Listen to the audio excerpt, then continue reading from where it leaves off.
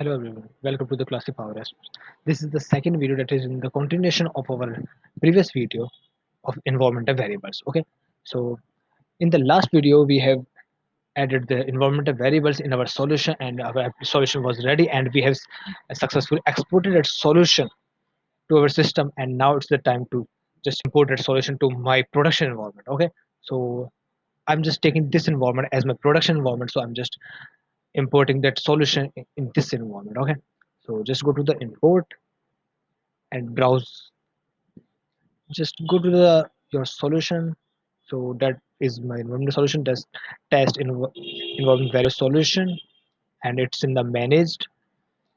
Just copying it and simply click next, and there are some things that you need to just click on the next, and here it will ask you the connection. Okay, so as it was using SharePoint, so right now I'm using my connection here, and again, and now it will ask you the values of the environmental variable. So this is the place, like at the time of importing your solution you can change your environmental variables, and that environmental variables this time you can connect it to your production environment, production database. Okay, so I'll use my production database of my SharePoint. So my this is my production database SharePoint site, and this list is here. Okay, and now I'll click on simply import, and now you can see this is the currently importing solution of environment variable solution. Okay, so I'm just pausing this video because sometimes this environment variable importing of the solution takes little time. Okay, so just a second. So here you can see, guys, this solution has come successfully imported to my environment.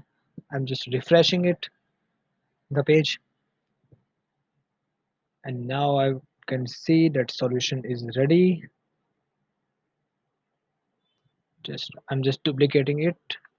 Okay, this, and now I'll simply go to my solution, and this solution would have my application and my some environmental variables. Okay, so see, here you can see I have application and two environmental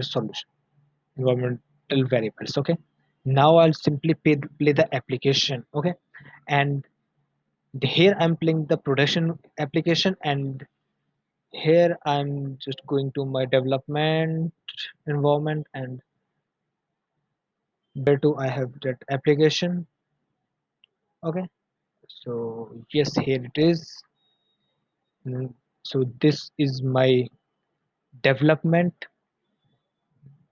application, and here is my, just go to the apps. So this app should also be here on. So here is my app, I just click on it, and now you can see it just ask you for some permissions, just allow it all.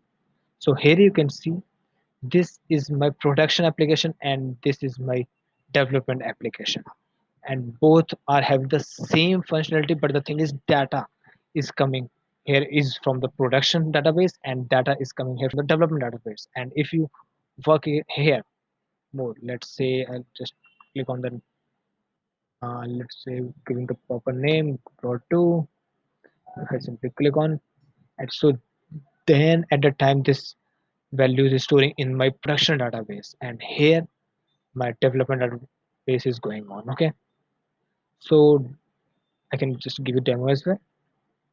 Say test dev 2, click on the save, and here you can see test dev 2. So that's how we can use environmental variable concept in our solutions.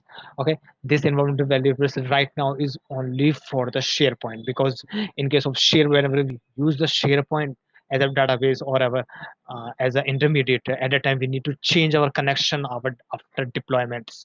Okay, and if we use the environmental variables and at the time of importing our solution to the production environment, and on the same time itself we can change our environmental variables, and that variables will give will reflect in Power App as well as in Power Automate. Okay, so that is all for environmental variables. So thanks for watching this video, everyone. Okay,